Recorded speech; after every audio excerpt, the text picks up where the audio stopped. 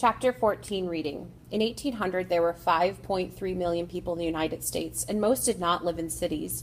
The four largest cities in the United States, New York City, Philadelphia, Baltimore, and Boston, had a combined population of only about 180,000.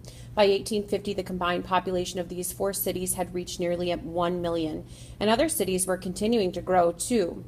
The major reason for this change was industrialization. Then began the Industrial Revolution. Business owners began to build factories in cities that were connected by new and more efficient methods of transportation, such as the steamboat and railroads to connect major industrial cities. Innovations in communications, such as the telegraph, also impacted the trends of industrialization and urbanization during the middle of the 1800s.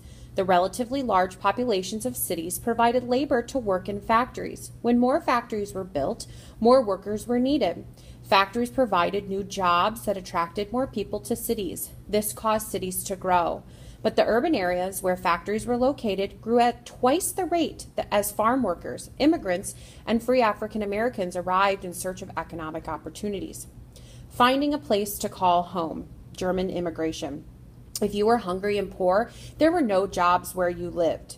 Would you move thousands of miles away on a promise of a better life? In the mid-1800s alone, the United States took in more than 7.5 million immigrants, or people who moved from one country or region to another. That was more than the population of the entire country in 1810. The majority of the immigrants were from Europe.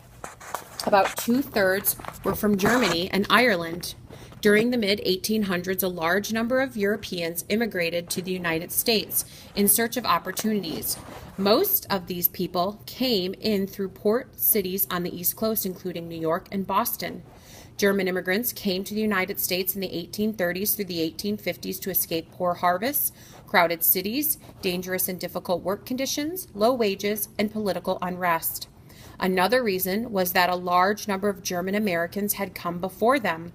There were Germans in the first groups of colonists at both Jamestown and New Amsterdam, and William Penn recruited Germans to live in his then new colony of Pennsylvania.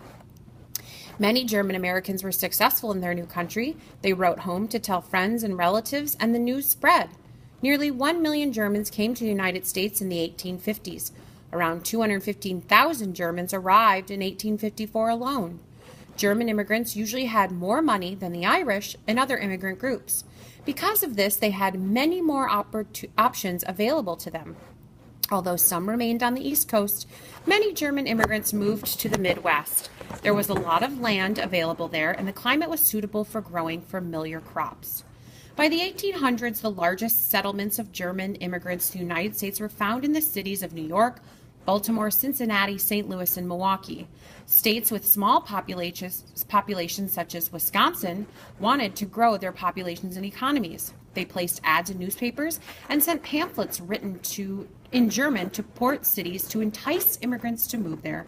They offered land at a good price and jobs for everyone who arrived in their state. A wave of immigration, Irish immigration. Large numbers of Irish people left their homes to emigrate to the United States during the mid-1800s because of starvation, poverty, and oppressive British rule. Many Irish peasants made a living working as tenants on tiny plots of land. Approximately half of everyone in Ireland depended on potatoes for both food and money for food. Potatoes needed far less land than grains and other crops did. A potato harvest from a single planted acre could support a family for an entire year, so people depended on potatoes all year long. Beginning in 1845, a fungus spread through Ireland's potato crop, turning the potatoes into a black, inedible mush. Food became scarce for Irish peasants. Between 1845 and 1852, more than 1 million Irish peasants died of starvation and disease.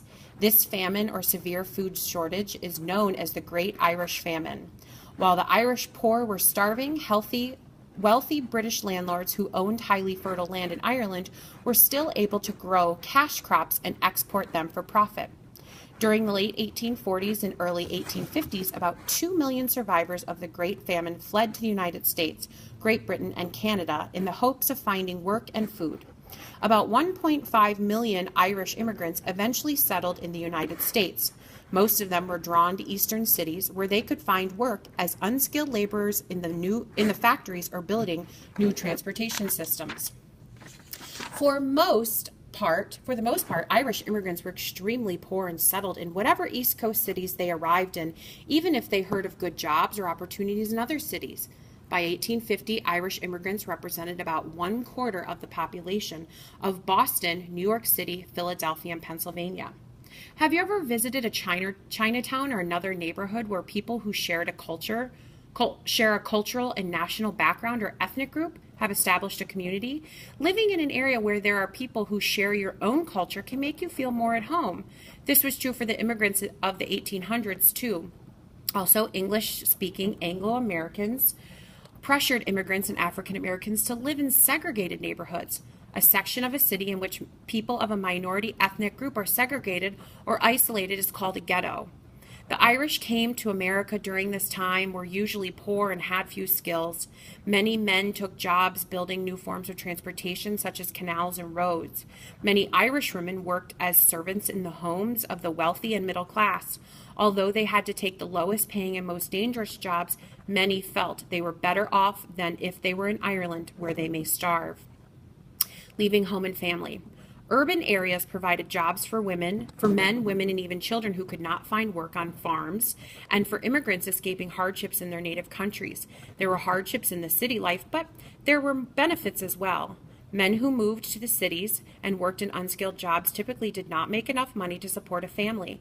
Women and children in working class families often had to work to help pay rent and put food on the table. In many working class families, children under the age of 15 contributed as much as 1/5 of the household income. Starving children begged for money in the streets.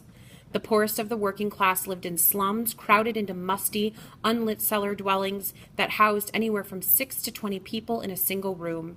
They used outdoor toilets, and their garbage and kitchen waste was thrown into piles in the streets.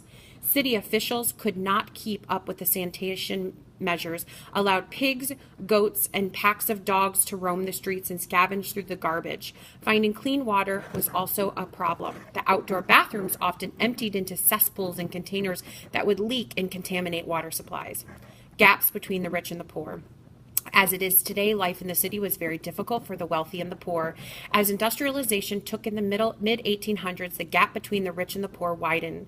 From the outside, the United States might have seemed like a place where anything was possible, but in reality, making dreams come true often depended on a person's social class. Was he or she among the rich and influential, the growing middle class, or the lowly poor? Industrialization created new jobs for a growing middle class in northern cities and towns. These jobs included store clerks, salespeople, managers, and retailers. In middle-class homes, the fathers went to work while the mother took care of the home. It was considered a status symbol to hire servants who were usually low-paid African American and immigrant women. Factory workers worked long hours and made very low wages. The jobs did not require skills, so any worker could be replaced by another.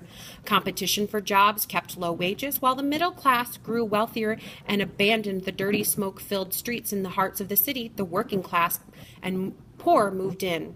Immigrants and people from rural areas provided cheap factory labor in the cities and wanted to live near their jobs. With such a large, low-paid labor force, there was a high demand for cheap housing.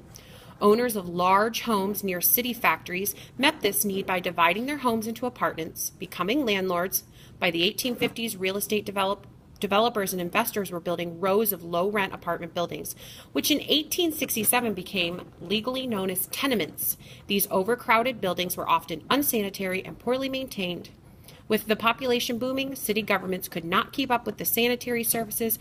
Garbage and sewage became never-ending problems in the poorest areas, bringing illness and vermin such as rats.